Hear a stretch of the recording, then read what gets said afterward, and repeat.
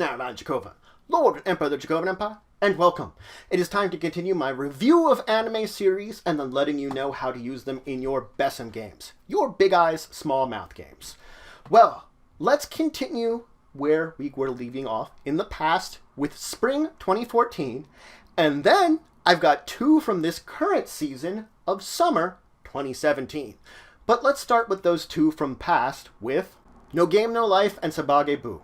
Let's start out with No Game No Life. So we focus on a pair of siblings, Sora and Shiru, who are both incredible NEETs. The thing about them is together they are these famous online persona that is known for dominating any game out there. Every game they are the greatest at. They are approached by this god of gaming who poses them a basic challenge. He has them sent to this world of gaming, this place where games are made to determine every kind of conflict there are, various types of games. And each time a conflict is resolved, each side bets a different thing, bets something of equal value to the other. So now we have these two siblings entering into this world with a new goal.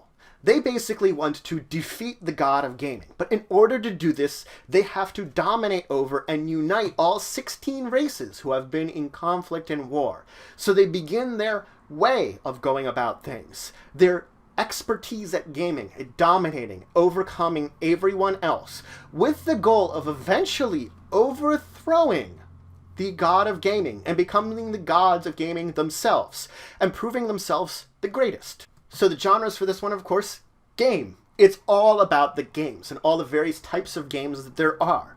It's definitely a fantasy. There's magic, strange beasts and creatures, and various races.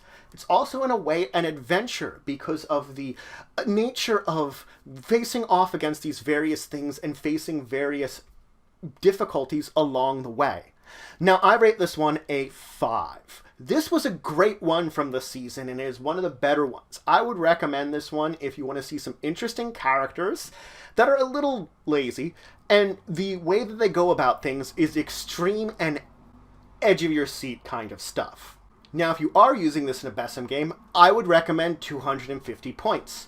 You're going to make your group a team of gamers from Earth who have come to this gaming world with the ideal of overcoming the god of gaming. Of course, this means along the way that your team will have to dominate all 16 races, and the way that they may go about this will be completely up to you, whether they're going to face the same kind of situations and tasks as they did in the anime, or if you're going to come up with something on your own for your characters to overcome in the course of using gaming. And their goal will be, of course, to complete all the various games, to get to the best point in time, and to, once they've finally defeated the god of gaming, prove that they are not only the best, but they themselves are the gods of gaming. That they are the true gods of this world and any other gaming world that is out there. So let's move on and talk about SabageBu. So this focuses on Asogi Academy, this academy for girls where there is a survival game club which takes place in events using airsoft guns to battle it out for supremacy. So we focus on a new student, Monoka, who ended up basically being recruited into the survival game club, and turns out that she then has to work along with all these various eccentric characters within the club, while even she herself is technically eccentric because she has this incredible dark side, which proves that she's just as eccentric as the other ones here. So I would definitely call this one for the genres a comedy. There's lots of funny moments. The eccentricity of the characters makes them really funny and silly. In a way, it's also a little bit of military. They have a very militaristic way of going about these survival events where they use weapons, firepower, have basically the unit that they're working together to face other units and defeat them. And it's a little bit of a slice of life because we don't just focus on their aspects in the survival games and the club. We do focus a little bit on about their school life and kind of mix and match in between the two of them, that I would call it almost in a little bit a definitely slice of life. Now I rate this one a 3. It's a pretty good one, and I thought it was interesting enough with the aspect of the survival game club to talk about it. It's not the greatest one, and it's got a mixed bag on the comedy, but it's interesting because it is an airsoft-based anime. Now, if you are using this as a BESM game, I'd recommend 150 points. You're going to make your people, your players, members of the Survival Game Club. Now, of course, they're each going to have their own eccentricities that they're bringing in, but their point of them is to work as a team, to work together, to participate in various survival game activities and tournaments in order to claim victory and be the best. That is the point of them, is to get better in doing it. So you're going to have a mixture of activities of them going to these competitions to train with each other to get better, and then to spend some time together in ways to deepen their friendship and their lives together, while sort of working together and trying to overcome each other's eccentricities, which might cause difficulties in amongst them, that each of them, with these eccentricities, makes it a little harder for them to get along, and trying to figure out that exact level of teamwork within their sort of normal lives that they can then bring into the competition world and work together as a team. Now let's talk about the two from this year, right now, summer 2017, with Made in Abyss and Princess Principal. Let's start with Made in Abyss. So Made in Abyss focuses around this strange hole in the ground, known as the Abyss. No one knows what's at the bottom of it or what is within the depths. We all know that there are strange, mysterious places and things and creatures that live within the abyss, and those that would dive deep into it are known as cave raiders.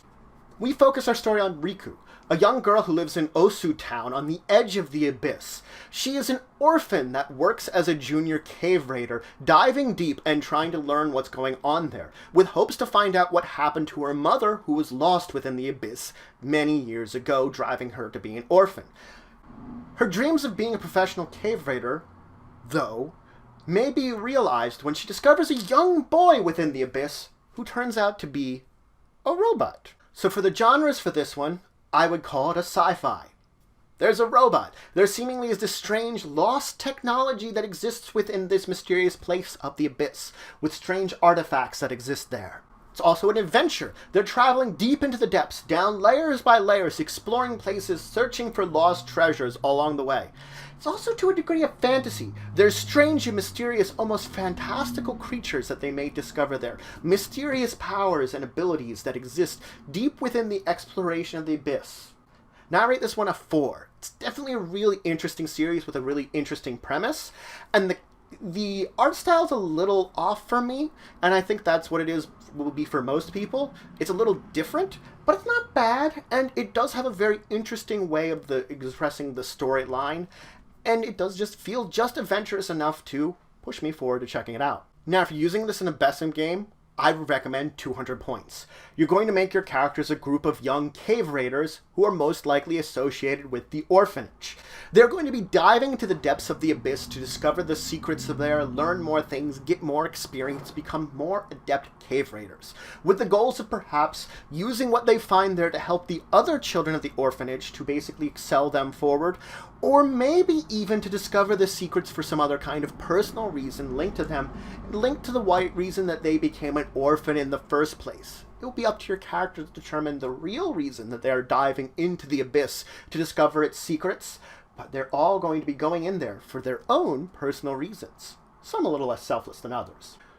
So, Princess Principal is set in 19th century England, but is not really England. It is a country known as Albion. With the discovery of the mysterious substance carverite, it gained a powerful air fleet. The country was then split in two with a revolution between the Kingdom of Albion and the Commonwealth of Albion. The capital, London, is now divided by a massive wall.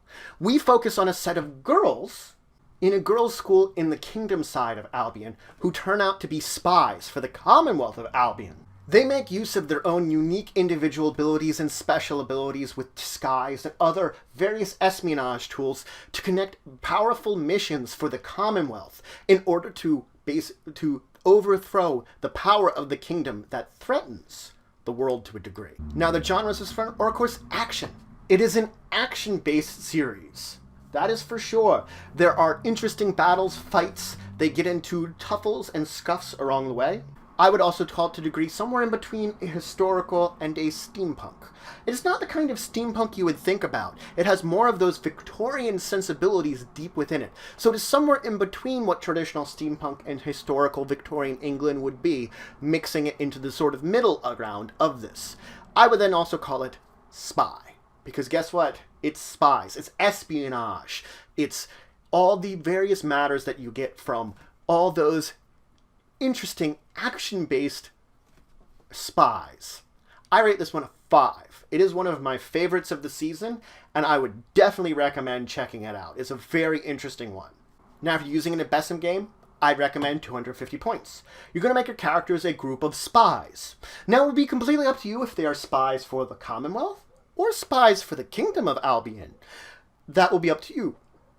Regardless, they will be placed upon an area where they are innocuous. They don't stand out. Whether it's a school, like the characters from this anime, or something else entirely that you will determine, will be up to you. But they will balance out their normal lives. Their normal lives where they are nothing more than either students or whatever job or role that they fit into, and their lives of a spy, where they have to then infiltrate various things, complete various missions, all in the name of finding out information, overcoming the other side, and gaining a foothold on them, the upper hand against either the Commonwealth or the Kingdom. So that's it for today.